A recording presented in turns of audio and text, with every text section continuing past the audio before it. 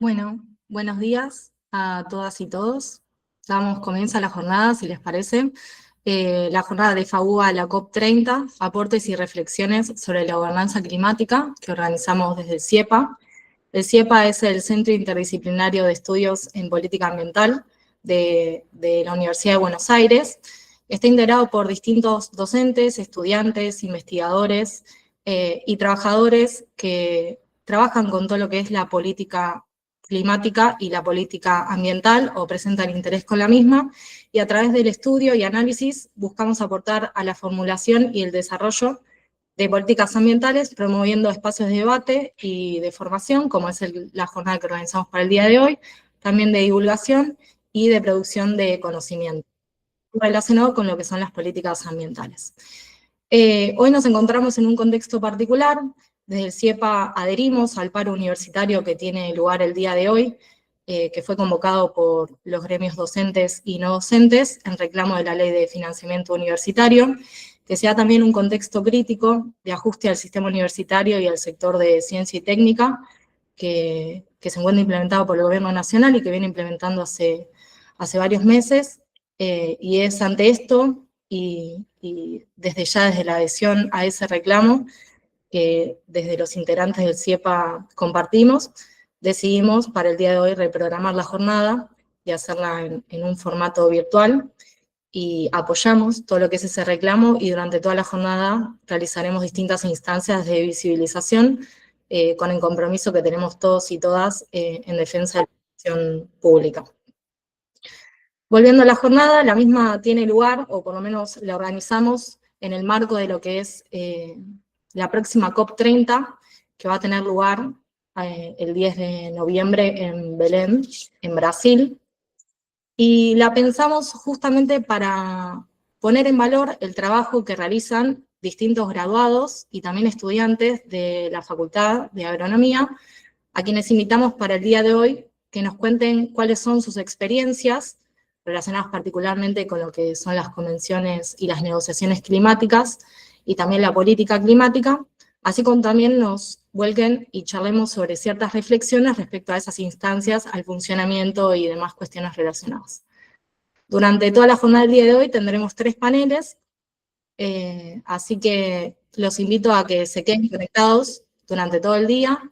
Va a funcionar el mismo link para los distintos conversatorios, así que sin mucho más preámbulo, le doy la palabra a Lau, que va a estar moderando el conversatorio de inicio de la jornada, así les comenta un poco más sobre el conversatorio y quiénes son los invitados. Así que Lau, te doy la palabra.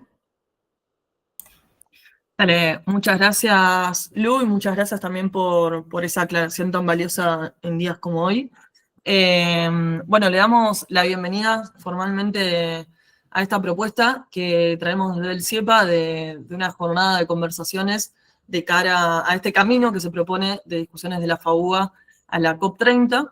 Y vamos a arrancar el día de hoy con un primer panel que titulamos de la COP desde adentro, donde vamos a tratar de charlar un poco más sobre algunas nociones del funcionamiento de este espacio que conocemos como COP, la Conferencia de las Partes, salir un poco de la teoría que a veces conocemos de alguna manera en alguna de nuestras materias, en nuestro paso por la Facultad de Agronomía, y poder aprovechar de la experiencia de muchos jóvenes, en particular de compañeros, de estudiantes y de graduadas de esta facultad que han podido asistir a este espacio con distintos recorridos, con distintas experiencias y que nos vienen a contar un poco más de este espacio de negociaciones internacionales. Así que esa es un poco la introducción a esta charla. Antes que nada, les voy a comentar que vamos a introducir a nuestros 3 panelistas, como dije recién, de nuestra querida Facultad de Agronomía, y luego vamos a tener un pequeño momento donde vamos a poder hacer preguntas a cada uno de ellos, así que si quieren, durante la jornada pueden ir anotándolas o introduciéndolas en el chat de este Meet, así las vamos recogiendo. Los presento a los 3 juntos, así no interrumpo mucho después la conversación. Vamos a contar con la presencia de Jazmín Rocco Predazzi, que es experta en transición energética, licenciada en Ciencias Ambientales de esta facultad, maestranda en Relaciones Internacionales de la Universidad de San Martín. Tiene experiencia en procesos multilaterales de política climática en la Convención Marco de Naciones Unidas y en el G20. Trabajó en la Fundación Ambiente y Recursos Naturales, también conocido como FARN, y en Climate Action Network, y trabaja con organizaciones de Latinoamérica y el Caribe en proyectos de transición energética. Después vamos a estar escuchando a Lourdes Manrique, que es experta en estimaciones de gases de efecto invernadero. También es licenciada en Ciencias Ambientales de esta facultad. Coordinó el proyecto CEBIT Argentina sobre transparencia climática para fortalecer las capacidades nacionales para el desarrollo y la mejora de los requisitos de presentación de informes relacionados con el clima en el marco del Acuerdo de París. También ha contribuido en la preparación del tercer informe bienal actualizado de Argentina y su informe nacional de inventario, la segunda contribución determinada a nivel nacional del país, y así como el cuarto y quinto IVA. También participó desde el 2021 hasta el 2023 como miembro de la delegación argentina de las negociaciones multilaterales sobre el cambio climático en el marco de Naciones Unidas, centrándose en cuestiones de transparencia y mitigación. Como verán, una vasta experiencia dentro del ámbito público, así que vamos a tener mucho para aprovechar ahí. Por último, vamos a estar escuchando a Gastón Tenenbaum, que es fundador y actual presidente de Jóvenes por el Clima Argentino, una organización ambiental juvenil. Actualmente está estudiando la carrera de licenciatura en Ciencias Ambientales en esta facultad y cuenta con experiencia trabajando en educación y conservación de la biodiversidad. Actualmente trabaja como productor científico para el podcast de divulgación de ciencia en teoría y en un proyecto sobre sumideros de carbono con TikTok en Latinoamérica.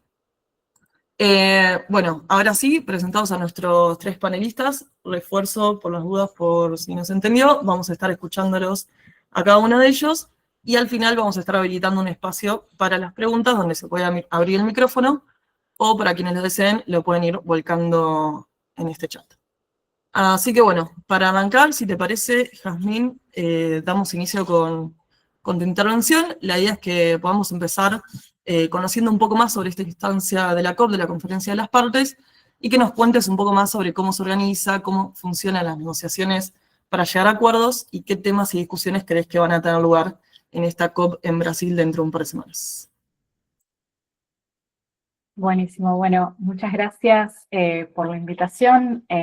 Estoy compartiendo pantalla, así que no los veo más, así que cualquier cosa me avisan si no se ve o si me paso de tiempo. Más que nada, bueno, reiterar la importancia de que esto haya tenido que ser en formato virtual para todos aquellos que somos graduados y o docentes de esta casa de estudios. Me parece muy importante que estén las condiciones dadas para que todos podamos acompañar el reclamo por el presupuesto. Pero bueno, yendo específicamente a lo que nos convoca hoy, y un poco Laura decía, nos alejamos de la teoría, pero antes de alejarnos completamente de la teoría, vamos a repasar un poco algunas cuestiones teóricas, lo siento, para entender cómo funciona la COP desde adentro. Lo primero que quería comentar era, bueno, las negociaciones, si bien lo que más se escucha de las negociaciones son las COPs, en realidad suceden negociaciones durante todo el año, durante diferentes momentos y a través de distintos formatos. Quizás hayan escuchado hablar de los periodos intersesionales de negociaciones, que se llaman los SB o los SB, como ya veremos en un ratito, que es un momento justamente preparatorio para las negociaciones que después se van a dar en el marco de la COP. Eso suele tener lugar en junio, en Bonn, que es donde está la sede de la Convención Marco de Naciones Unidas sobre el Cambio Climático. También tenemos la pre-COP oficial, que sucede, bueno, acaba de suceder la semana pasada, y que es una instancia en general ministerial, y que de nuevo también va allanando el camino, sobre todo de los temas más rígidos de las negociaciones. Y también tenemos desde 2018 lo que se llaman las semanas regionales del clima, donde, como su nombre lo indica, están divididas de acuerdo a algunas de las regiones del planeta, como Latinoamérica, África, Asia, etc. Y luego, por último, sí, la COP.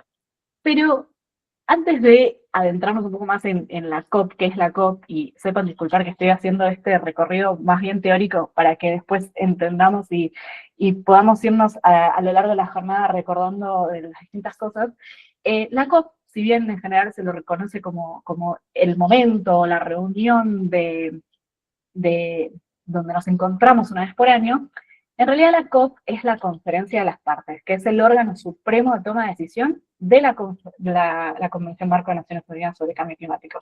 Es decir, que cuando estamos hablando de que vamos hacia la COP 30, estamos diciendo que vamos hacia la reunión número 30 de la Conferencia de las Partes que toma las decisiones de lo que sucede bajo la Convención Marco de Naciones Unidas sobre Cambio Climático.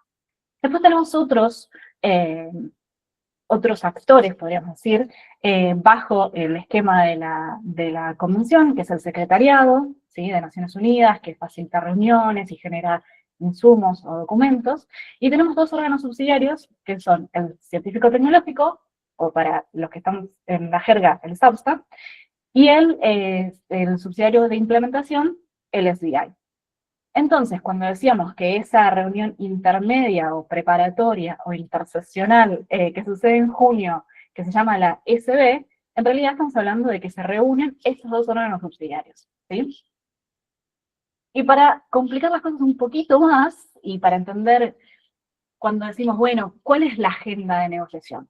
Bueno, hay muchas agendas de negociación que se dan en paralelo, porque tenemos, sobre todo, por encima de todo, las partes, ¿sí? Los países que forman parte de la Convención Marco de Naciones Unidas.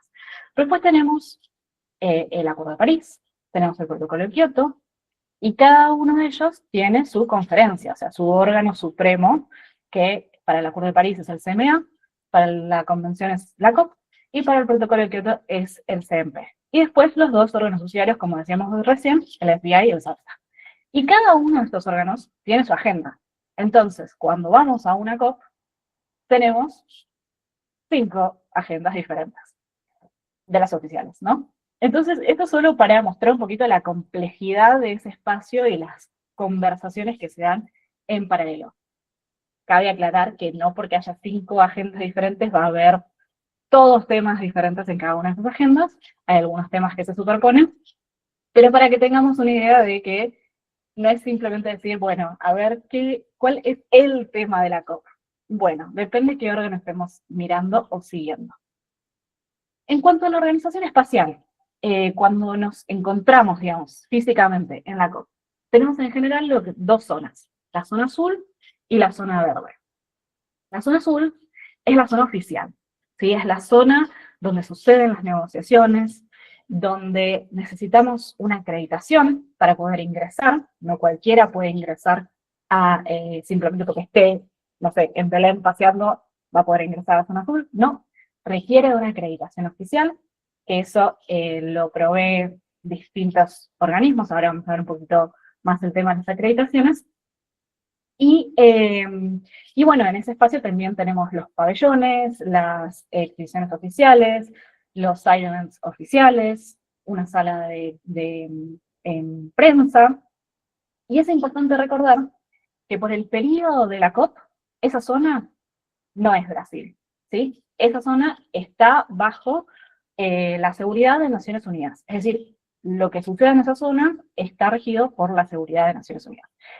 Y puede parecer algo secundario, pero en realidad en muchos casos ha sido algo muy importante. Por ejemplo, en las últimas 3 COPs no ha podido darse grandes movilizaciones de sociedad civil por fuera del espacio de la zona azul, porque eran países donde no estaba garantizada la seguridad de quienes quisieran manifestarse públicamente en las calles de esos países.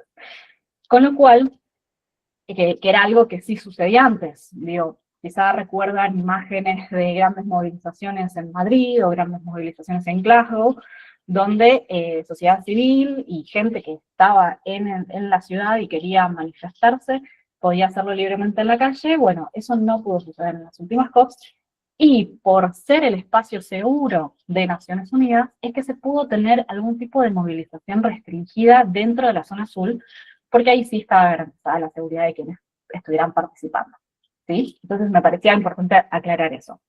Y después está la zona verde, que es, si bien es oficial, no necesita una acreditación para ingresar. Hay otros side events, hay exhibiciones, hay muchas actividades que justamente están pensadas para que sean más abiertas y participativas para cualquier persona que pueda estar en la ciudad donde transcurra la COP. Y vamos al tema de las acreditaciones, porque me parece que también es otra cosa que desde la experiencia se puede contar, pero no necesariamente uno se entera si no está estrictamente participando en ese espacio. Cada persona tiene su acreditación con su nombre, su organización y un color. Y ese color demuestra quién lo acreditó y determina qué puede hacer y qué no puede hacer dentro del espacio de la COP. Entonces, por ejemplo, los que tienen la acreditación rosa son los delegados de países, ¿sí? O sea, parte, o sea, país. Esos son los que se sientan a negociar en representación de sus países. Después tenemos los observadores, que son los que tienen las acreditaciones amarillas, y que hay un gran número de observadores, que ahora les vamos a clasificar un poquito en categorías, que básicamente, por decirlo en líneas generales, son los representantes de sociedad civil. Pueden participar en un gran número de espacios de negociaciones, pero no se sientan a negociar como los representantes de países. Y después tenemos otros, como, no sé, el naranja, que es de prensa, o el azul, que es de representantes del Secretariado de Naciones Unidas. Vamos entonces a la sociedad civil, que bueno, yo en todas mis participaciones en estas negociaciones ha sido en representación de la sociedad civil, está agrupada en lo que se llaman los constituyentes. Los constituyentes de representantes de industria y sector privado, de organizaciones ambientales, que es ENGO, de organizaciones de agricultores, de organizaciones de pueblos indígenas, etcétera, etcétera. Cada uno de estos constituyentes son los que agrupan los representantes de sociedad civil y hay articulación a lo largo del año, y esto es importante decirlo, que no es que solamente nos encontramos en la COP y definimos lo que vamos a hacer en la COP, sino que la sociedad civil, así como seguramente Luli nos contará en un ratito respecto de gobierno, hay articulación durante todo el año para incidir en lo que después resultan las negociaciones en la COP. Pero esa articulación se da a lo largo de todo el año y a lo largo de distintos momentos. ¿Qué sucede efectivamente cuando estamos en una conferencia? Bueno, tenemos grandes plenarias, en general al principio y al final, ahí están todos sentados alrededor, digamos, del secretariado. Eso es en Bonn, eso es la sede, la imagen que ven a la izquierda es en la sede de la conferencia. Y en general las plenarias son, como les digo, para abrir, para cerrar, y en el medio se suele hacer uno para tener una idea de cómo van las negociaciones. También tenemos reuniones específicas de cada uno de los ítems de agenda. Como ven abajo, esos son los que llaman las reuniones informales o los grupos de contacto, que ahí ya están los negociadores específicos que llevan ese ítem de agenda, ¿sí? Más específico. Y después también se pueden dar demostraciones por parte de sociedad civil, que pueden ser ya sea a través de manifestaciones como con carteles, canciones, sentadas, digo, hay un montón de formas de manifestarse durante el periodo de las negociaciones. Pero es muy importante, y como decíamos antes, que esto está regido por la Seguridad de Naciones Unidas y tiene una serie de reglas que están regidas, por un lado por el Código de Conducta, y por otro lado por una serie de guías de participación de representantes de sociedad civil. Y puede parecer como algo que no sabemos muy bien qué significa, pero cada una de las cosas que suceden dentro del espacio de la convención tienen que contar con un permiso por parte de Naciones Unidas. Es decir, esto que estamos viendo de esta manifestación con carteles, estas personas tuvieron que previamente pedir permiso para decir, bueno, tantas personas nos vamos a juntar a tal hora, vamos a tener tales carteles y vamos a hacer tal cosa, y esto nos lo tiene que aprobar con anterioridad a Naciones Unidas. Así que bueno, es un espacio donde, si bien hay cierta posibilidad de manifestación o demostración, está muy regido por las normativas, ¿no? Y las guías de Naciones Unidas. Ya para ir cerrando, porque sé que estoy con el tiempo, así como la sociedad civil se organiza, los países también se organizan para participar de una forma, digamos, colaborativa, quizá, o para que no sean los países cada uno de forma individual que se sientan a negociar los distintos ítems de agenda. Entonces tenemos lo que se llaman los grupos de negociación. Simplemente para contar un ejemplo, digo, estos grupos se superponen. Tenemos, por ejemplo, ese gran grupo que es el G77 más China, pero que a su vez, dentro del G77 más China, podemos tener el Grupo Sur, que pueden ver ahí en violeta en el centro, donde están Argentina, Paraguay, Uruguay, Brasil, Ecuador. Es decir, esos países forman parte del G77, pero a su vez tienen su grupo regional, que es el Grupo Sur. Que eso Luli nos va a contar un poquito más al respecto.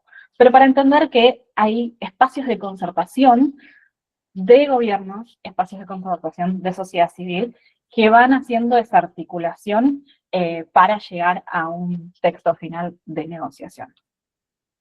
Y para cerrar sobre cuáles son algunos de los temas en la agenda de la COP30, bueno, yo creo que a cada persona que le pregunten cuál es el tema de la COP les puede decir algo diferente dependiendo de qué esté siguiendo o cuál sea su tema prioritario, pero simplemente para mencionar algunos, hay un programa de trabajo sobre transición justa que está generando mucha expectativa este año. Si bien el programa de trabajo cierra el año que viene, está generando expectativa respecto de, bueno, cómo es posible instaurar el tema de transición justa con algún tipo de estructura permanente bajo la órbita de la convención. Después hay muchas personas muy interesadas en la meta global de adaptación y el hecho de que la adaptación ha quedado siempre en un rol bastante relegado en las negociaciones.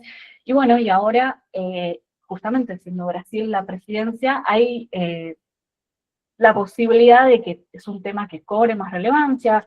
Yo no soy experta en adaptación, pero digamos, hay una serie de indicadores que tienen que aprobarse para la meta global de adaptación.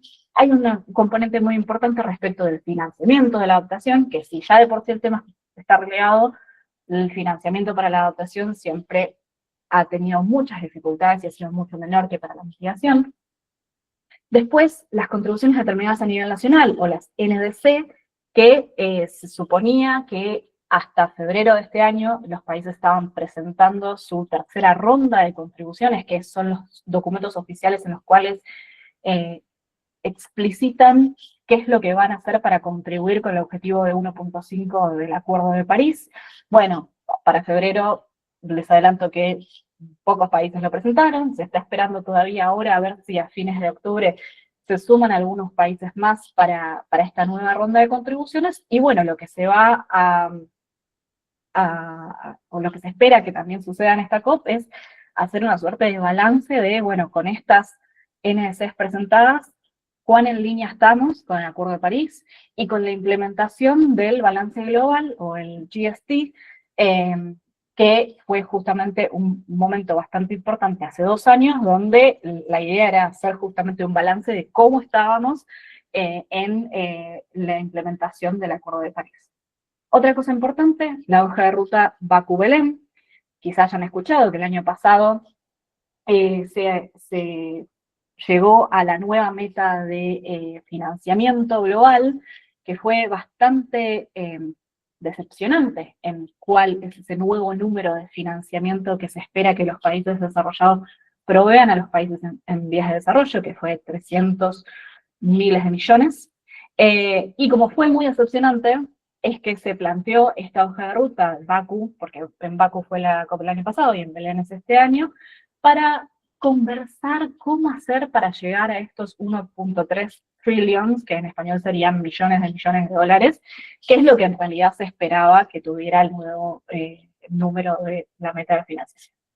Y después también van a suceder otras cosas que, como decimos, no son la agenda oficial de negociación, pero que suceden en el marco de la COP, que es lo que se llama la agenda de acción, y las declaraciones políticas que suelen suceder en el marco de la COP, como por ejemplo el Fondo de Bosques Tropicales para Siempre, o TFF, que es una iniciativa justamente de financiamiento para evitar la deforestación que está impulsando Brasil en este momento.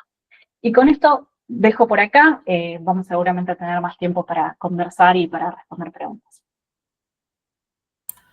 Bueno, muchísimas gracias, Jazmín, por tu presentación. Realmente es súper claro y súper necesario conocer todos estos aspectos del funcionamiento de la COP y poder entender también por qué espacios surgen las negociaciones, ¿no? También nos preparó muchísimo para nuestra segunda disertante, que va a ser Lourdes Manrique, y nos va a contar un poco su experiencia participando de alguno de estos espacios que nos estuvo contando recién Jazmín, como parte de la delegación argentina, parte del equipo técnico oficial, digamos, con esa acreditación rosa, si no me equivoco, como comentaste recién. Así que te doy la palabra, Lourdes, para que nos cuentes un poco más sobre tu experiencia de estos espacios, cuáles fueron tus tareas diferenciales, ¿no? Estando como parte de la delegación, qué tipo de rol tenías dentro de este espacio y también un poco qué diferencias encontrás con otros ámbitos de negociación de estos que estuvo adelantando recién Jazmín. Así que bueno, te dejo la palabra. Perfecto. Bueno, muchísimas gracias, Laura. Y bueno, primero que nada, agradecer el espacio también y a la organización del evento. La verdad es que es importante que estos eventos se den y se dé a conocer lo que pasa en lo que son las COP, que se ven como algo muy lejano y sabemos que no mucha gente puede acercarse, entonces traer esa realidad cerca de básicamente los estudiantes de ciencias ambientales está buenísimo, así que muchas gracias por la organización y también por la adaptación tan repentina por el reclamo por el presupuesto. Y bueno, dicho esto, también Jaz creo que me dejó como un primer paneo muy bueno y muy sencillo de entender, espero que todos hayan entendido más o menos los básicos, porque voy a entrar un poquito más en detalle o mi idea va a ser más desestructurado de que lo de Jaz, lo que voy a abordar yo, o de la forma que voy a abordarlo, pero mi idea es contarles como la vivencia adentro de la COP desde el lado de gobierno nacional. Primero voy a responder a una de las preguntas que hiciste, Lau, que es, bueno, ¿cuál era mi rol? Yo trabajé como técnica en la Dirección Nacional de Cambio Climático dentro de lo que era el Ministerio de Ambiente y Desarrollo Sostenible. Entonces yo estaba como delegación nacional, o sea, yo tenía un badge, una acreditación que era Party Delegate, que era rosa, y era Party. O sea, no era tampoco la que son las Party Overflow, que no estás representando al país, que no podés tomar la palabra por el país con un Party Overflow, sino que con el Party sí. Entonces, esa es una diferencia entre, por ejemplo, los diferentes tipos de badge, que también hay un poquito más de granularidad en el caso de las que son parte. Yo estaba siguiendo los temas de transparencia y mitigación, principalmente transparencia. Ahora bien, ¿qué es la transparencia? Negociamos todo lo que es el monitoreo, reporte y verificación en el marco tanto de la Convención como del Acuerdo de París, que básicamente es lo que reportan las partes, que son, muchos lo deben haber escuchado, comunicaciones nacionales, inventarios nacionales de gases de efecto invernadero, informes bienales de actualización, que eran los BUR, y que ahora, bajo el Acuerdo de París, son los informes bienales de transparencia, los BTR o IBT, por sus siglas en español, que de hecho todos los países, no todos los países, no los 190 claramente, pero unos 100 y pico países ya los reportaron los primeros IBT el año pasado, 2024, y la segunda ronda se espera el año que viene. Esos reportes tienen reglas de reportes, tienen requerimientos de reportes, y eso fue lo que estuve participando en las negociaciones. ¿Cómo son esas reglas? ¿Qué tablas incluyen esos reportes? ¿Cómo se revisan los reportes de esas revisiones? Si se toma nota o si no se toma nota? Solamente que tomar nota es simplemente decir, bueno, bárbaro, vimos que se revisaron, o si hay algún análisis por parte justamente de los órganos subsidiarios, en este caso que nombraba Jaz, que básicamente es el SAPSTA. Entonces, como para responder un poco a la pregunta de cuáles eran mi rol. Ahora bien, Argentina no negocia aislada, y Jaz mostró como un diagrama como muy colorido que tenía como diferentes cuadrados de colores que son básicamente los grupos de negociación de los países. Y Argentina está dentro de lo que hoy en día es el grupo Sur, que está conformado por Argentina, Brasil, Uruguay, Paraguay y Ecuador. En el momento que yo fui delegada de Argentina, estaba en el grupo ABU, Argentina, Brasil, Uruguay. Entonces, van a ver que algunas veces digo Sur o ABU, pero estoy refiriendo al mismo grupo de negociación simplemente por una diferencia temporal. Entonces, Argentina negociaba dentro del grupo ABU, entonces había que conformar la visión del grupo para ir a las negociaciones, básicamente. Entonces, como Has había nombrado, el primer evento, digamos, que hay en el calendario de negociación son los órganos subsidiarios, las reuniones del órgano subsidiario, que son los SBIs, pero eso se lleva a cabo en junio, pero los países y los grupos, por lo general, se juntan mucho antes, porque hay que conformar, bueno, cuál es nuestra posición común, cuáles son las líneas rojas, cuáles son nuestras prioridades.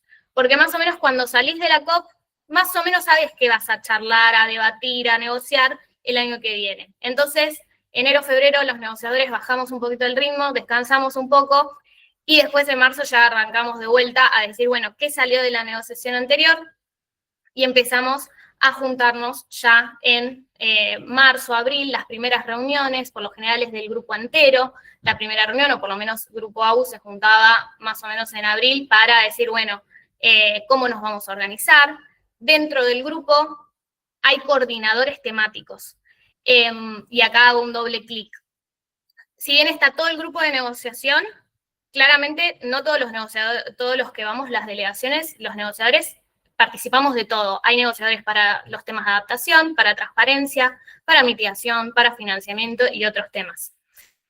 Entonces, cada grupo de negociación tiene quien coordina esos temas. Por ejemplo, mitigación, cuando yo era parte de la delegación, lo coordinaba Argentina. Entonces, Argentina era quien hablaba por el grupo ABU en la sala de negociación de, por ejemplo, mitigación.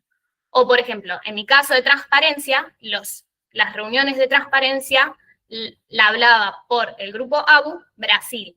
Entonces, no es que, por ejemplo, eso es lo que nombraba Has, no es que todos levantan la bandera, todos los países levantan la bandera, porque si no estaríamos horas y horas y horas y horas escuchándonos, sino que es, bueno, el grupo sur, el grupo árabe, el grupo africano, el G77, la Unión Europea. Después los desarrollados es un poco más difícil porque tienen un grupo, pero no, algunas veces habla solo el grupo, el que se llama Umbrella, pero algunas veces habla como Umbrella, otras veces hablan todos, que es Estados Unidos, Japón, Australia, Canadá. Entonces, están esos grupos de negociación que hacen un poquito más sencilla, más ágil la negociación, y además los países tienen más peso negociando en conjunto. Por eso el G77 es un grupo muy clave de los países en desarrollo y es muy importante que siga teniendo cohesión y se mantenga unido porque es un grupo donde se reúnen todos los países en desarrollo. Entonces tiene mucha presencia.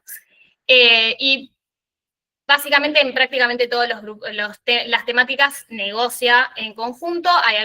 Puede tener algunos puntos en diferencia, pero se mantiene una posición común y después, bueno, habla el G77 y después habla, por ejemplo, el grupo africano, ABU, Grupo Sur, después habla, por ejemplo, las islas, los menos adelantados y así sucesivamente. No es necesario que, si habla, por ejemplo, si hablaba el grupo ABU y después Argentina quería decir algo en capacidad nacional, lo podía hacer, siempre y cuando no sea que entre en choque con lo que ya había dicho el otro grupo.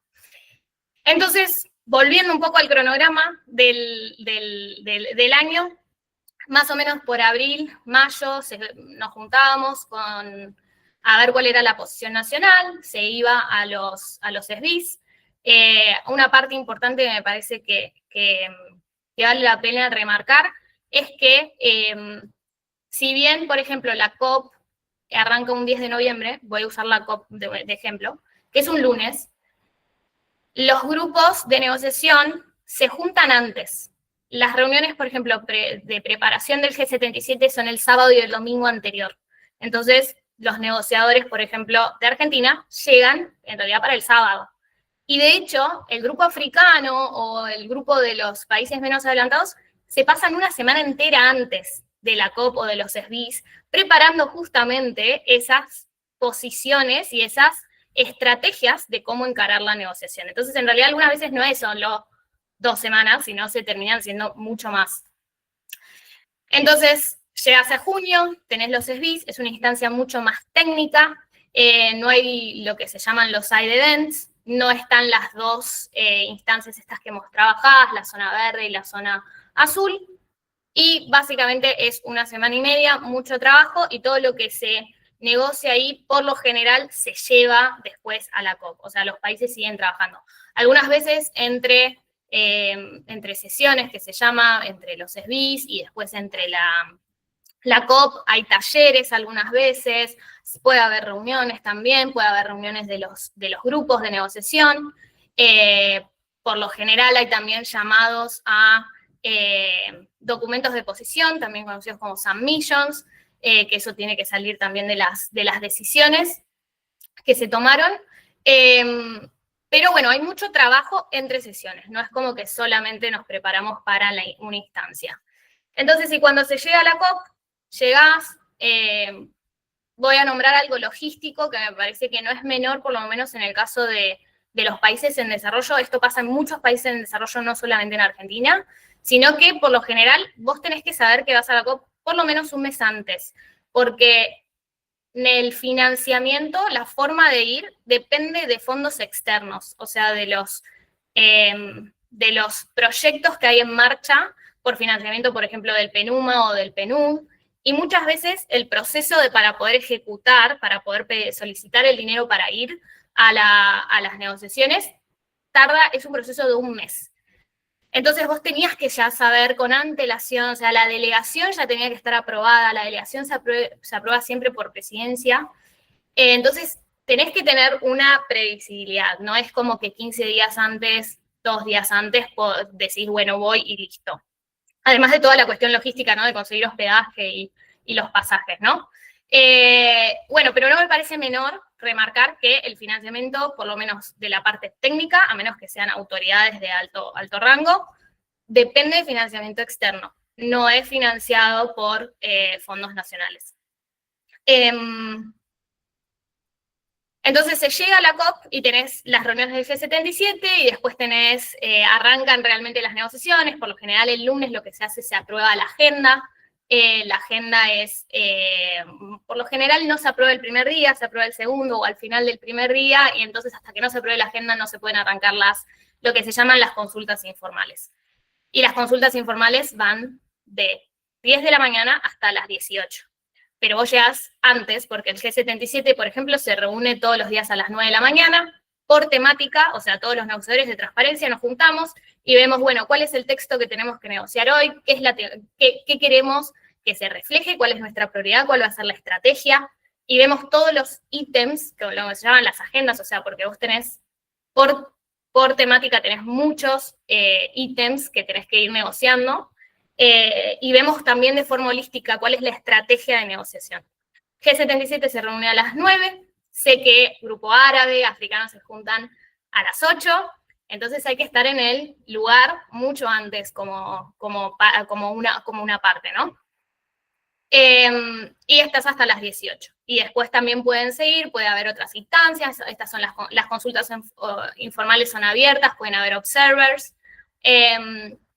pero también puede haber otro que se llama informals, que solamente son las partes. Y ahí esas son reuniones más cerradas y se organizan, solamente las partes mismas se organizan, no está el secretariado siquiera. Y después se reporta el trabajo en esas informales a las consultas informales. Y otra cosa, solo para cerrar, porque sé que estamos cortos de tiempo, pero me parece que la delegación también está bueno contar que tiene lo que se llama un Head of Delegation, que perdón que no se me sale la traducción en este exacto momento, pero básicamente es la persona que va a estar yendo a todas las reuniones que son de alto nivel y van a estar con todos los presidentes, o sea, los presidentes, por ejemplo, de jefe de delegación, gracias. Y básicamente es la persona de la delegación que es la cara del país para las reuniones que son más de alto nivel y son las más importantes. Y también las delegaciones, por lo general, lo que tratamos es de hablarnos entre nosotros, entre los diferentes temas, porque algunas veces temas de financiamiento están hablando de temas de adaptación también, o de mitigación. Entonces es muy importante también la cohesión y la comunicación en toda la delegación. Y algunas veces se puede, otras veces no, porque algunas veces las agendas son muy apretadas, entonces estás todo el tiempo reunido, negociando, y no te podés cruzar con tu colega, a menos que vayas a cenar o tengas un ratito en el almuerzo. Pero bueno, este es un breve repaso, pero abierto también al debate que podamos tener después. Muchas gracias. Bueno, muchísimas gracias, Lourdes, por tus comentarios. Me parece fundamental que conozcamos todo este proceso detrás de esta instancia de la COP y conocer también todo el trabajo que involucra para nuestros representantes técnicos, también para poner en valor la participación del Estado nacional en estas instancias, ¿no?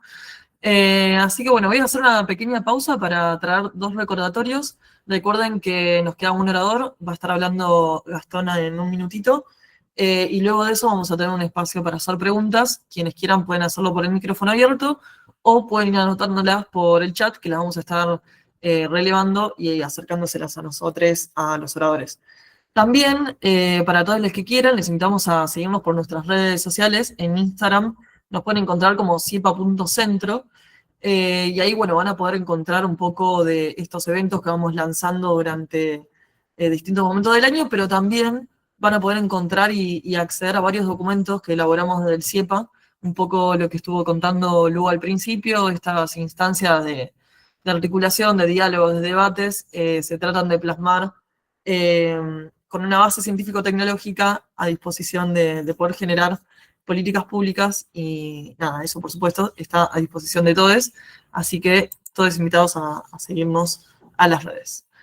Así que ahora sí, le doy paso a nuestro tercer y último orador, por lo menos de este bloque, que es Gastón Tenenbaum, y es nuestro representante de las organizaciones juveniles dentro del ambientalismo. Como había comentado al principio, es el actual presidente de Jóvenes por el Clima, o JOCA, diré en algunos momentos.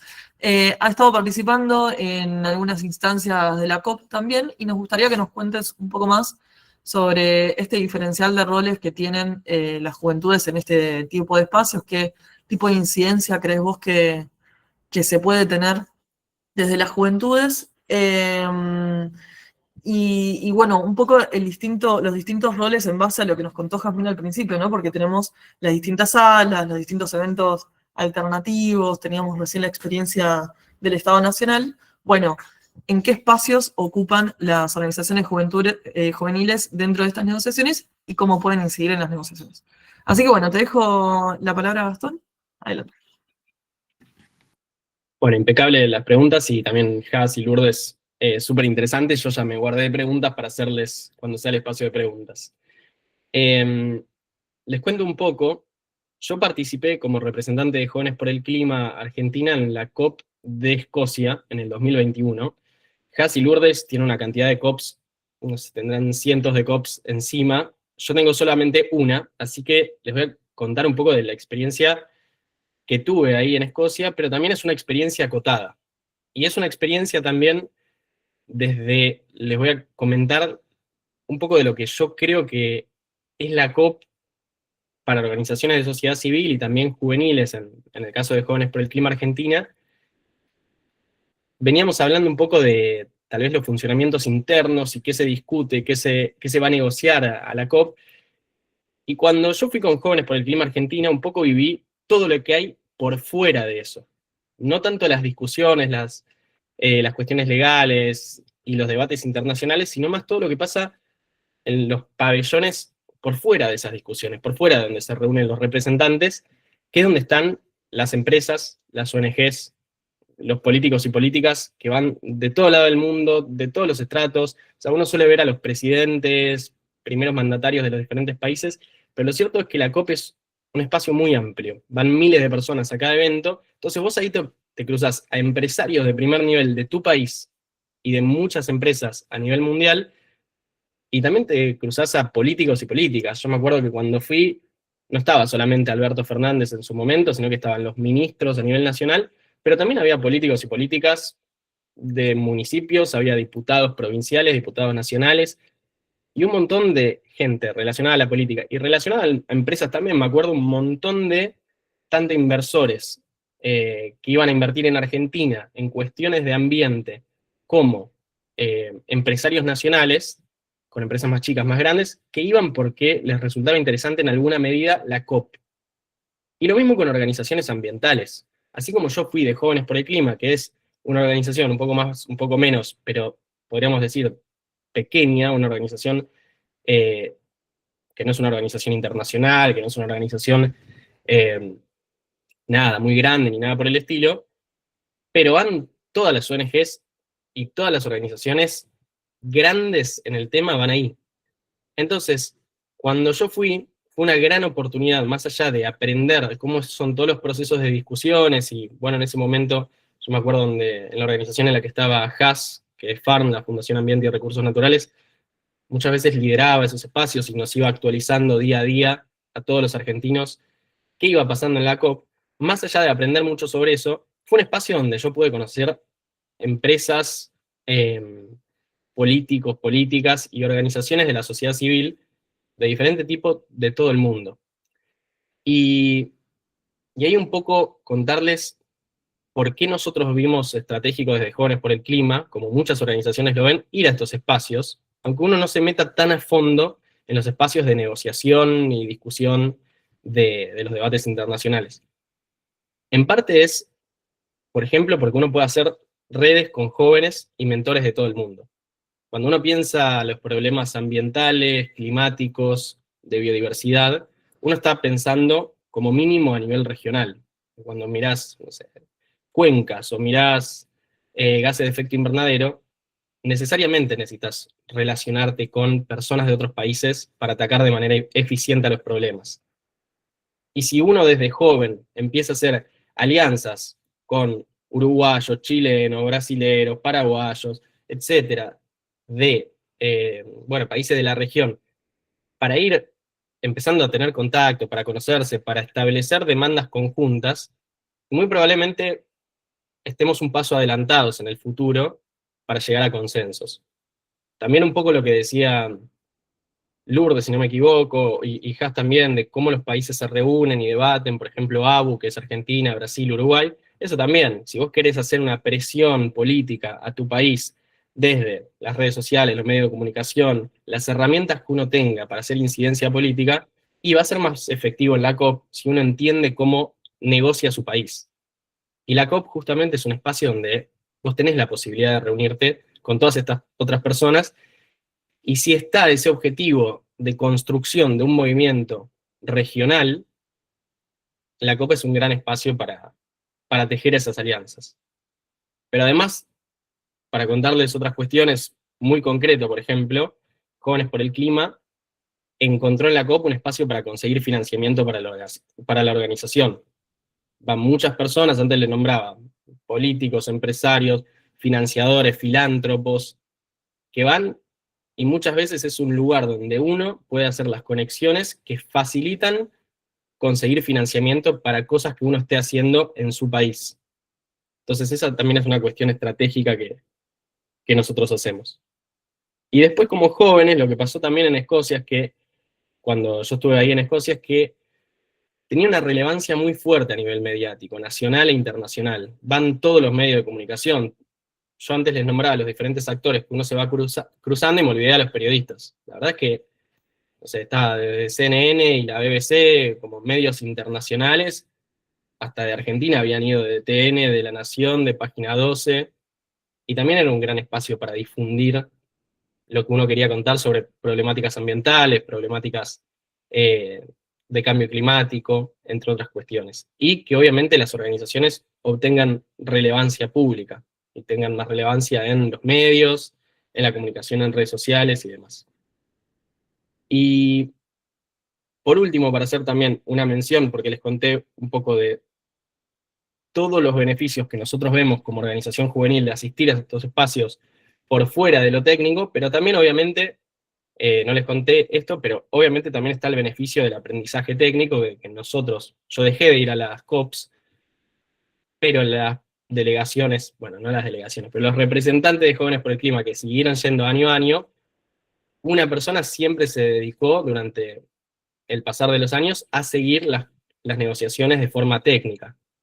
Y eso también es un insumo muy bueno para nosotros, y es una forma de bajar la información, que a veces es muy compleja y muy grande, y contaba Has de todas las negociaciones que se dan en simultáneo, que a veces es difícil entender qué pasa ahí, y bueno, obviamente tener una persona de la organización que pueda tomar esa información y pasarla y difundirla, nos sirve mucho a nosotros como organización, y después como organización para difundir ese mensaje a otras personas interesadas en el tema en nuestras redes sociales, por ejemplo.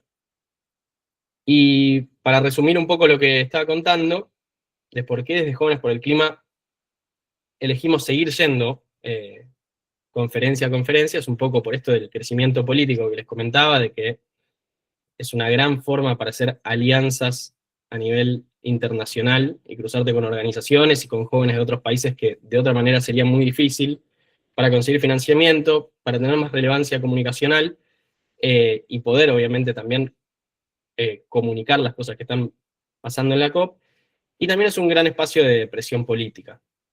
Haas hablaba un poco de las marchas multitudinarias que se dan todos los años en las COPs, y eso es real, y también, obviamente, cuando hay un argentino que está en la COP y puede hablar con los medios locales, puede hablar con diferentes cuentas que viralicen la temática en redes sociales, es una forma de que si uno quiere expresar una posición política, difundirla y demás, estar en el lugar y ser una fuente de información para las personas que están acá en el país, y la verdad que te ayuda y es un impulso. Y por último, me anoté unos punteos, estoy bien de tiempo, ¿no? Tengo 5 minutos más, ¿puede ser? Sí, está perfecto. De cómo fue un poco como estudiante la COP. Yo todavía soy estudiante de Ciencias Ambientales, me quedará 1 año y medio, y me acuerdo que fui cuando estaba cursando botánica, o sea, los primeros años. Y no sabía, obviamente, un estudiante cuando empieza a cursar botánica no sabe mucho de nada.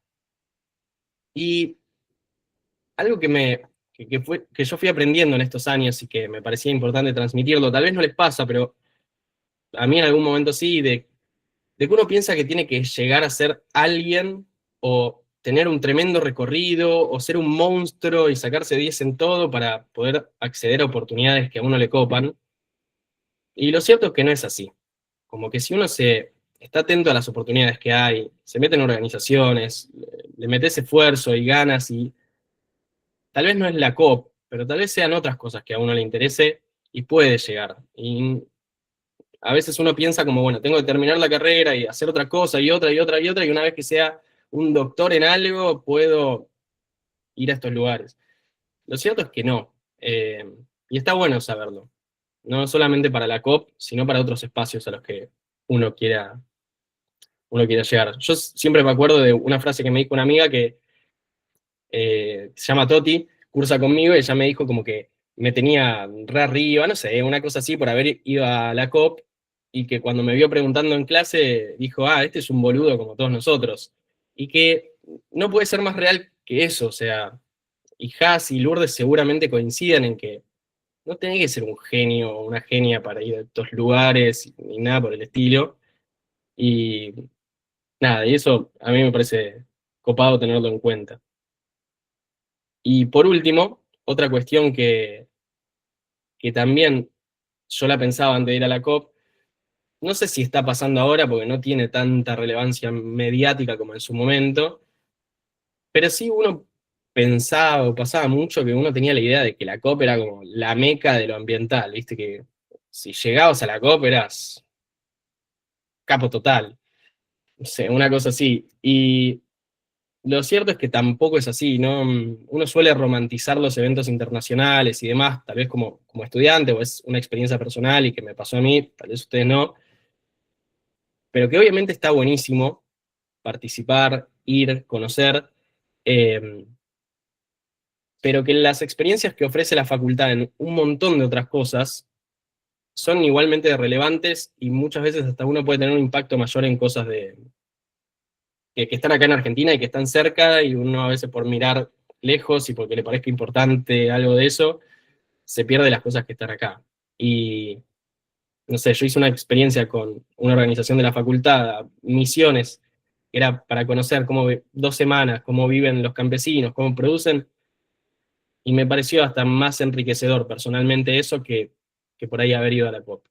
No es por desmerecer a la COP para nada, porque es un espacio interesantísimo donde se puede tener un montón de impacto, donde se puede hacer un montón de incidencia, pero bueno, algo que me pasó como estudiante fue estos aprendizajes de que también es importante ver a dónde quiere uno incidir, qué es lo que le interesa, dónde uno puede tener el mayor impacto, y tener en cuenta eso al momento de decidir qué hacer con su carrera, sus cosas, y que no siempre es mejor irte de viaje internacional, que por ahí algo que uno tiene cerca y puede hacer cambios o tener impactos mucho mayores ahí.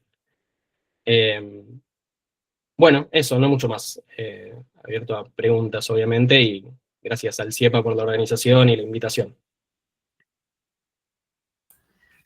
Bueno, muchísimas gracias, Gastón, por tu intervención y por contarnos un poco de tu experiencia. Y de hecho me das pie a varias de las preguntas que por lo menos yo tenía por acá anotada. Voy a hacer uso de mi espacio como moderadora para arrancar con alguna pregunta disparadora para todos. Mientras tanto, les voy invitando a todos a que vayan abriendo sus cámaras, si tienen ganas, y anotándose sus preguntas que les hayan quedado a partir de lo que fueron exponiendo los 3 oradores del día de hoy. Puede ser que algunos tengan algunos inconvenientes con el chat, les pedimos disculpas por eso. En todo caso, quienes quieran hacerlo por ahí pueden escribirlo, pueden hacerlo, pero si no, les pedimos disculpas y los invitamos a hacer sus preguntas de manera ordenada, con el micrófono abierto, luego de mis primeras preguntas. Que bueno, me quedé un poco con esto que estabas diciendo recién, Gastón, sobre esto de la agenda, tal vez. Bueno, estuviste diciendo varias palabras, esto de la meca de la discusión ambiental, ¿no? Y cómo de repente otras discusiones que se pueden dar de nuestros territorios también tienen muchísimo valor para nosotros. Si bien muchas personas pueden acceder a la COP, no es necesario esto tener un título en particular y demás, me interesa también de qué manera nosotros podemos generar una incidencia en esas discusiones. Todo el tiempo los 3 oradores estuvieron mencionando distintas vías de incidencia en estas negociaciones climáticas, y creo que un poco también lo que nos convoca hoy en día, y ponemos el foco en nuestro país hermano Brasil, es de repente de qué manera podemos levantar las discusiones de nuestra región, las discusiones de nuestro país, y poder llevarlas a estos espacios tan importantes hoy en día, ¿no? Y acá arranca mi primera pregunta. Entonces, estuvieron mencionando, Jazmín, por un lado, los distintos espacios de diálogo, de negociación que se presentan dentro de la COP. Después Lourdes nos estuvo mencionando distintas estrategias, como generar grupos de negociaciones por países que permitan darle otro potencial a las discusiones regionales. Recién, Gastón, estuviste contando también un poco de la articulación con otros actores, incluso como empresas privadas, otras organizaciones de la región y demás. Entonces, consultarle también de qué manera incide la agenda local en estos espacios, ya sea desde la manera en la que articulamos estratégicamente con otros actores de la región, o a la hora de elaborar las estrategias de nuestro país que van a estar llevando a las negociaciones climáticas, o a estos espacios de negociaciones de los grupos de países, ¿no? Así que nada, abro la pregunta para el estrés, quienes tengan ganas de abrir el micrófono.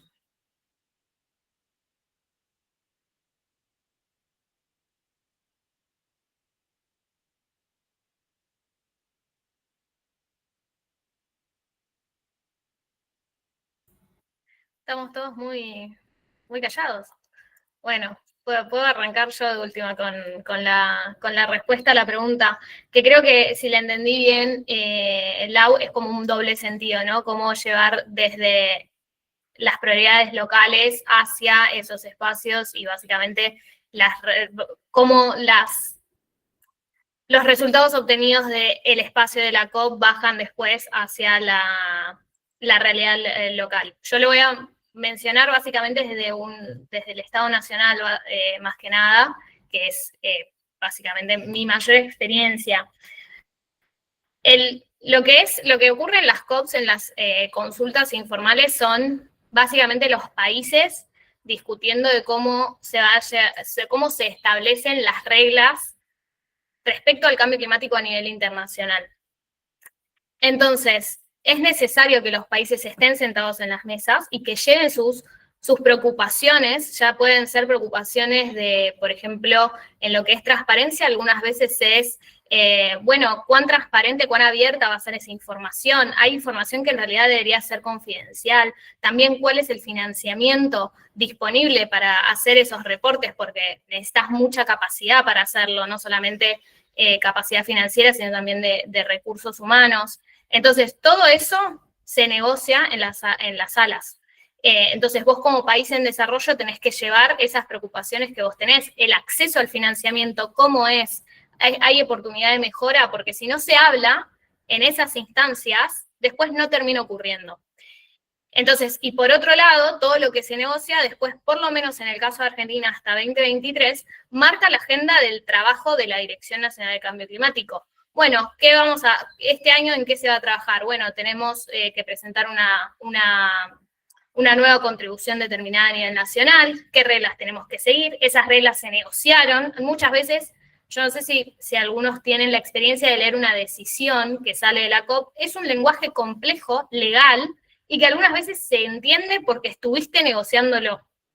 Entonces, estar en esa sala de negociación también te permite saber cómo es que tenés que implementar después esas reglas.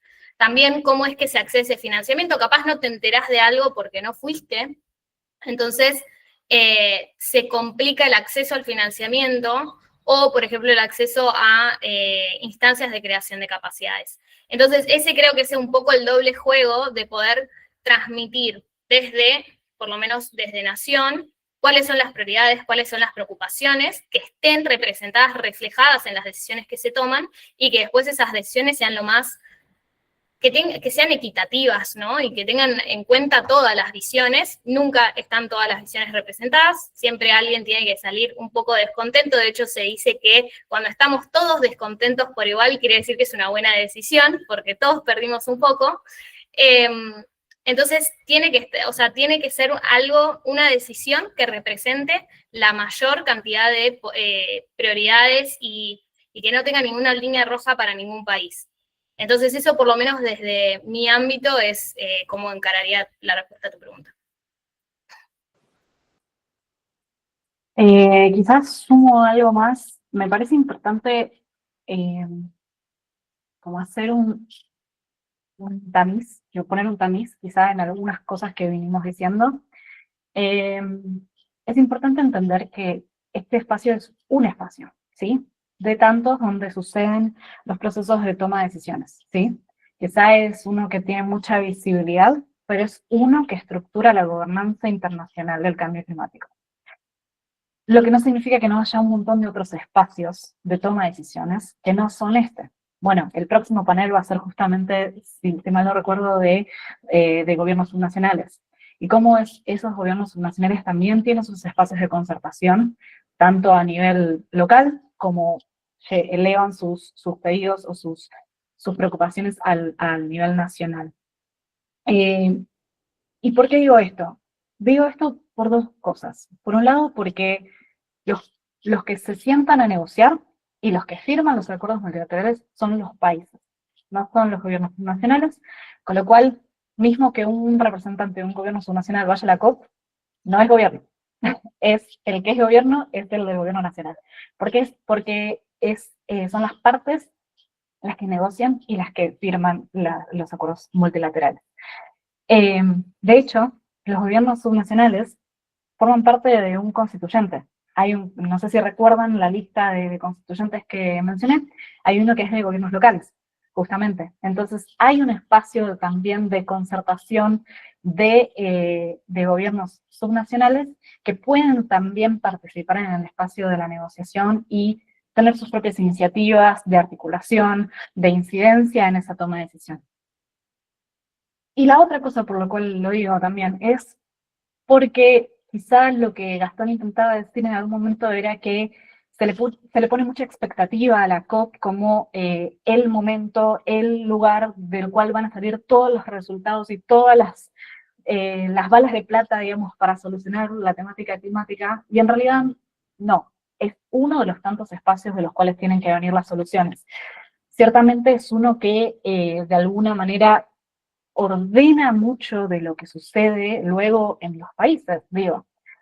que tengamos el Acuerdo de París significa que los países a su vez tienen que presentar las NDCs, donde tienen que presentar cuáles van a ser sus políticas de mitigación y adaptación, que a su vez tienen que construir de manera subnacional, porque si bien, digamos, pueden tomar una decisión a nivel de gobierno nacional, los recursos naturales son de las provincias, entonces cómo se gestionan esos recursos nacionales naturales tienen que venir de la concertación con los gobiernos subnacionales.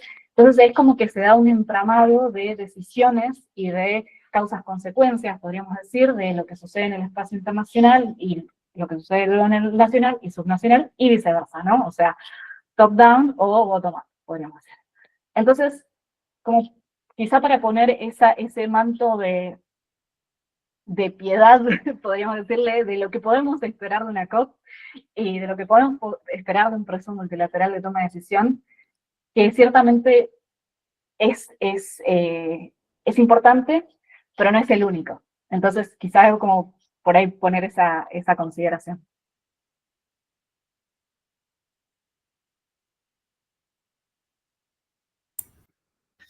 No sé, Gastón, si querías agregar algo más sobre esto. No, perfecto lo que dijeron.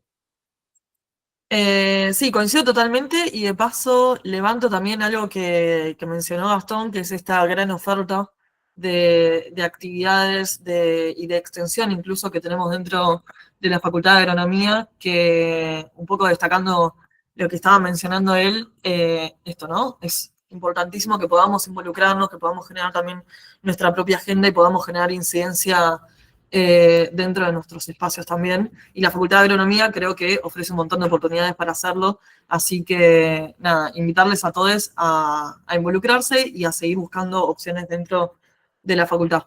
Recién lo mencionaron por el chat, quienes tengan ganas de hacer preguntas pueden ir levantando la mano, así le damos la palabra. Mientras tanto, yo les hago otra pregunta, que creo que también es bastante esperada, o por lo menos muchos de nosotros se nos cruza por la cabeza, que es, ¿cuál creen que va a ser el rol de Argentina en esta próxima COP dentro de un par de semanas en Belém? También un poco en relación a cómo se va dando el cumplimiento de las obligaciones del país. Bueno, ¿cómo ven a Argentina posicionándose? Si va a ir, si no va a ir, y cómo ven ese futuro de la delegación argentina. Pasa palabra. No, a ver, es muy difícil responder esa pregunta, Laura. Creo que todo lo que podamos decir va a estar basado principalmente en especulación.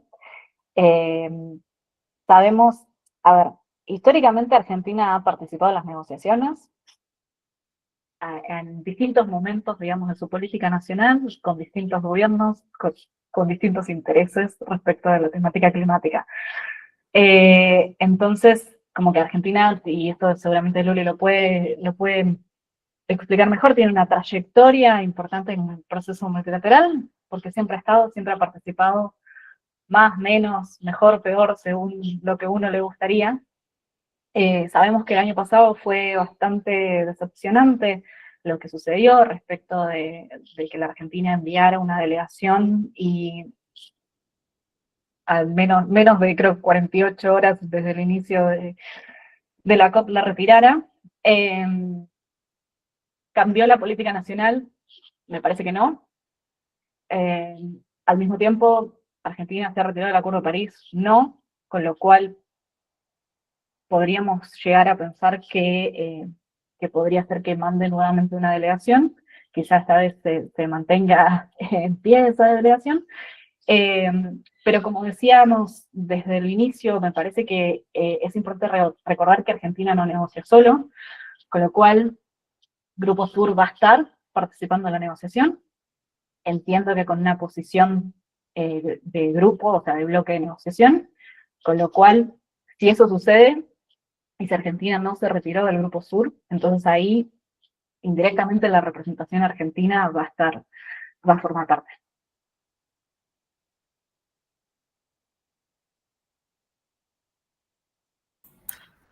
Yo creo que no tengo nada que agregar, impecable lo dejás, así que nada para agregar.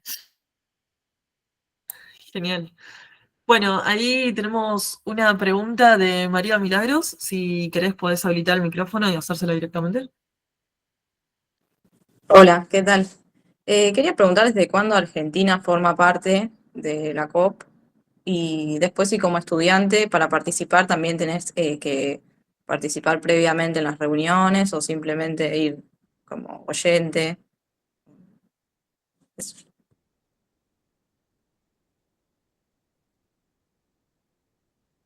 ¿Quiere alguno de los dos levantarlo? Porque si te lo estoy respondiendo todo, quiero dejar espacio.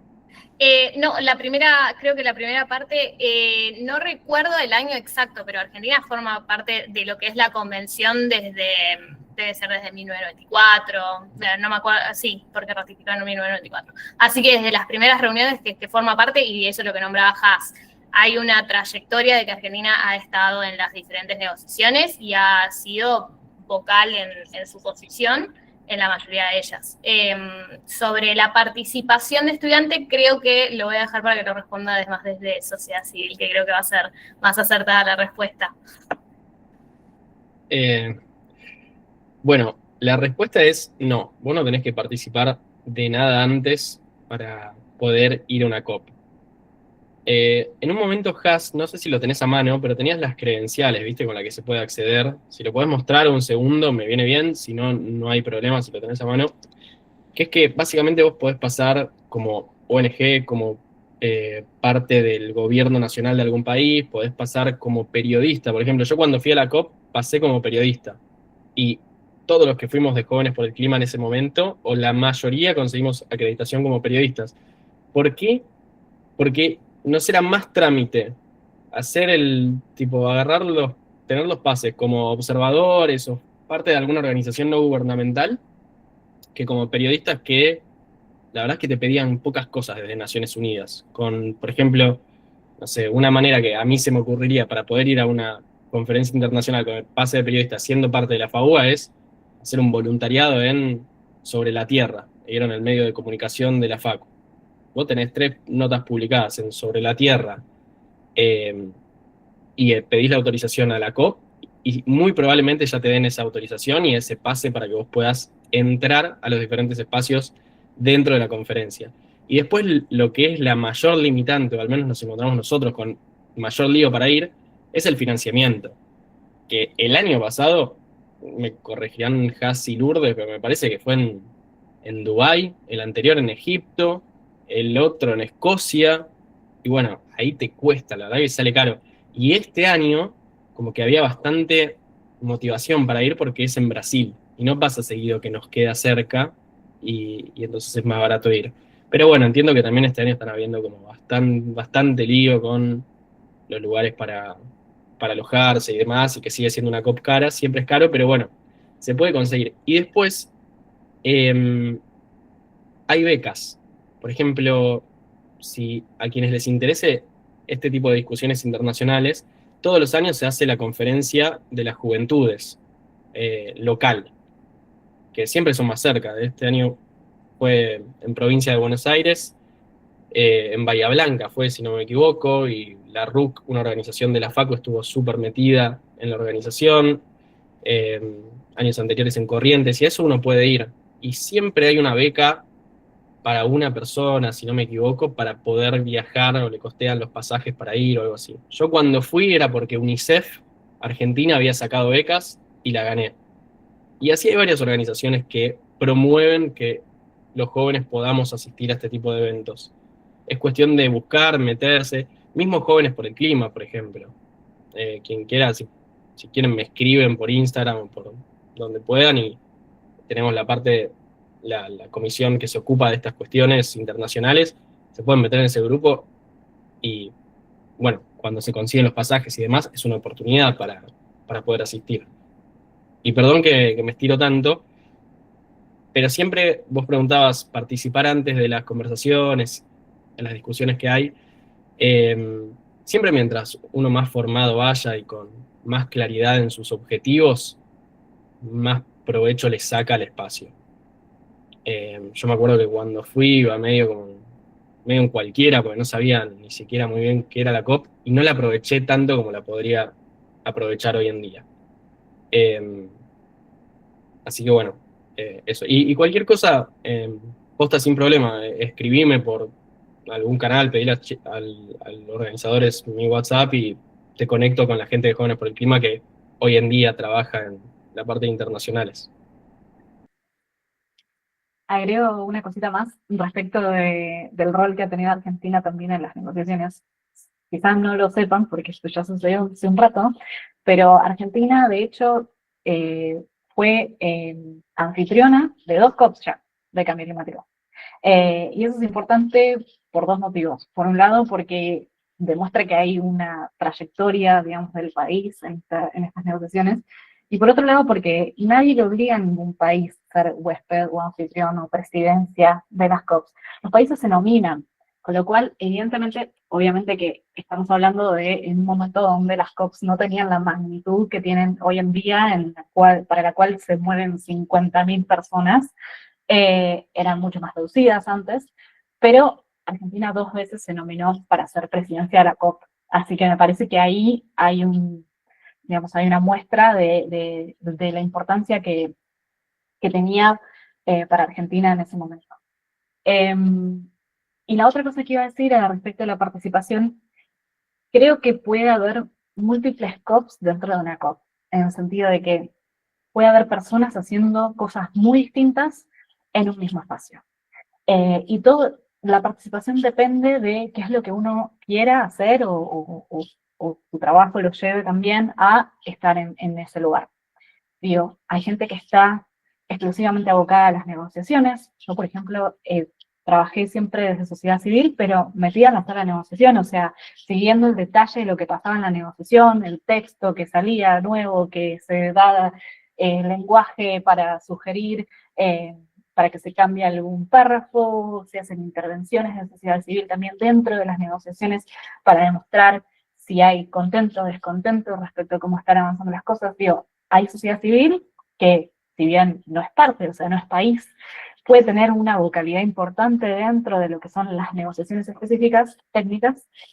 Después hay sociedad civil que no, que como decía Gastón, digo, participa de eventos paralelos, participa de demostraciones, manifestaciones, participa dando notas a periodistas.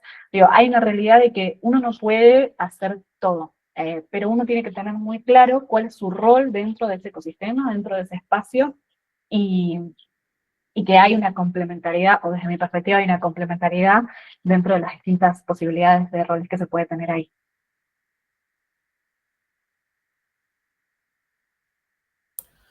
Buenísimo. Bueno, vamos con la última pregunta. Mauro, si querés tomar el micrófono. Gracias. Bueno, primero gracias a los tres. Muy interesante la charla. Tengo 2 preguntas, una más genérica para cualquiera de los tres, que tiene que ver con los distintos temas que se van a estar tratando en la COP. Si creen que desde la perspectiva de Argentina hay alguno particularmente interesante que deberíamos estar atentos o hacerle algún seguimiento adicional que crean que sea valioso para nosotros. Y después una más dirigida particularmente a Luli, que tiene que ver con lo que estuvo contando de las negociaciones o la representación de los países en las negociaciones. Mi duda es como más del detalle, si existe cierto margen de improvisación a la hora de hacer alguna declaración o algo por el estilo, o si está palabra por palabra consensuado lo que se va a decir, y asociado a eso, si existe alguna posibilidad de llevarse una sorpresa con una declaración de otro país, que uno capaz dice, bueno, es obvio que China va a decir esto, que Estados Unidos va a decir esto, y que no sé quién va a decir esto. Y capaz que no, abren el micrófono y te llevas una sorpresa. ¿Ese tipo de cosas pasan en el fino de la negociación? Bien, bueno, respondo esa segunda, Mauro. Es una gran pregunta. Los países tienen una posición formada que no es sorpresa. Un país en desarrollo va a ser siempre un país en desarrollo, no te va a decir yo no necesito medios de implementación, siempre va a decir necesito más medios de implementación, los que tengo, los que me estás dando no me alcanzan, y un país desarrollado siempre te va a decir no te puedo dar más medios, ya te estoy dando todo el apoyo necesario. Claramente, sobre la improvisación es todo sobre la marcha. O sea, uno llega y tiene como, bueno, se va a trabajar este texto, más o menos la estrategia va a ser esta, más que nada en las reuniones de preparación del G77, de esas que yo contaba que son el sábado y el domingo. Bueno, más o menos eso es lo mucho de preparación que uno puede ir. En la preparación para esas reuniones, para el primer y el segundo día. Después, los textos se van generando en el momento y te llegan a las 9 de la noche o a las 6 de la mañana, te levantás, a las 7 de la mañana estás desayunando, estás en el bondi yendo al venue, leyendo el texto en el colectivo, en el subte, lo que sea, diciendo, bueno, voy al G77 y le voy a plantear, no, esto me preocupa, esto tendríamos que aprovecharlo, y te llegan, no un texto, 5 textos te pueden llegar porque son diferentes ítems. Y eso se va construyendo a medida que va avanzando la negociación y se va complejizando, porque primero es bien general lo que se propone desde los cofacilitadores de las consultas informales, y después empiezan a aparecer, bueno, este párrafo tiene que ser opción 1, opción 2. Y es muy contrastante algunas veces esas visiones. Y justamente empiezan a chocar ahí las posiciones históricas de los países. Claramente te podés sorprender que capaz algún país o algún grupo de negociación más que nada afloja, por así decirlo mal y pronto, en alguna posición que antes, que arrancó la negociación y ahora dice, bueno, está bien, te lo voy a ceder. Pero ojo, esos aflojes son porque se está cediendo en otro lado. Porque los ítems de negociación, por ejemplo, adaptación y mitigación, la mitigación es más de los países desarrollados y la adaptación en desarrollo. Entonces, cuando los países en desarrollo necesitan que adaptación avance, los desarrollados piden que avance algo en mitigación. Y se va haciendo ese juego entre ítems de agenda y entre temáticas también. Bueno, países en desarrollo quieren más apoyo, bueno, pero me incrementás la ambición en mitigación. Y así es como se va dando todo el juego y las estrategias, que es eso, COP a COP, día a día, y capaz puede haber alguna sorpresa, pero algunas veces las sorpresas están atadas a otros compromisos. Quizá sumo algo ahí respecto de algunos de los temas que podrían ser importantes para Argentina. Hay un micrófono abierto, no sé si se puede por ahí silenciar. Mencioné en esa última diapositiva, mencionaba adaptación, es un tema importante de esta COP. Adaptación es un tema importante para Argentina. ¿Por qué? Porque tenemos impactos asociados al cambio climático y encima somos un país en vías de desarrollo, con lo cual hay un énfasis que se tiene que poner en la adaptación, que está en este momento subfinanciada. Lo cual me lleva al segundo punto, financiamiento. El año pasado la meta de financiamiento fue muy decepcionante, lo cual no significa que no tengamos que igual impulsar porque esa meta se cumpla. ¿Por qué? Porque es la única manera que tenemos de asegurarnos de que de mínima haya ese financiamiento que se aprobó el año pasado de 300.000 millones. 300 millones de millones, perdón, billions. Y nosotros, Argentina, somos no anexo 1, con lo cual nos corresponde recibir financiamiento, siempre y cuando no nos vayamos del Acuerdo de París.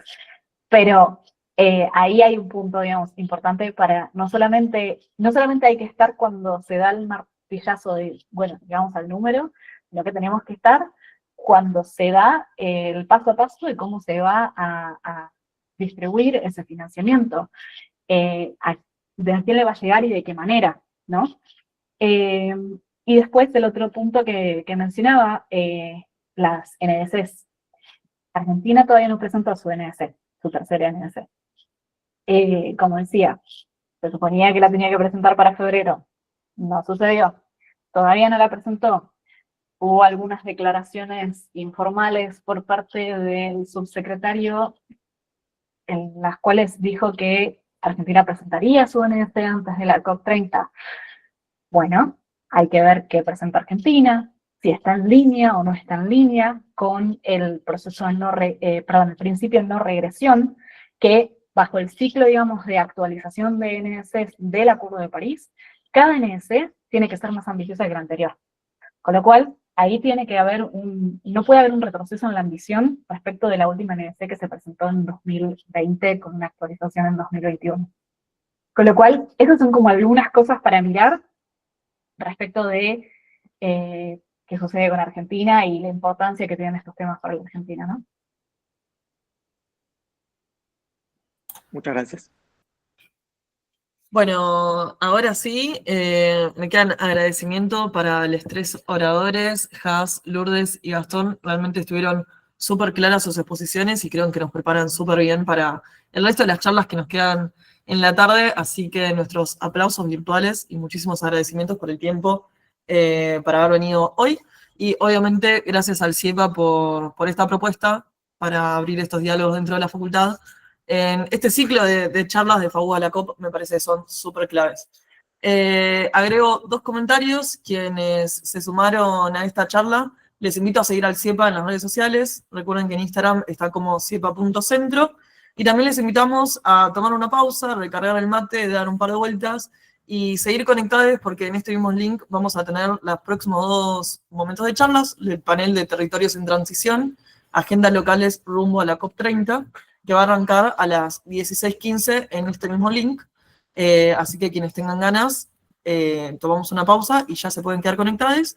Y luego a las 18 tenemos el tercer panel de esta jornada, que es Argentina frente al desafío ambiental global. Así que nuevamente muchas gracias al estrés y muchas gracias a todos quienes se conectaron para participar de esta charla, y le damos cierre a este primer panel. Gracias, nos vemos en un ratito. Gracias por la invitación. Gracias. Muchas gracias. Gracias. Adiós.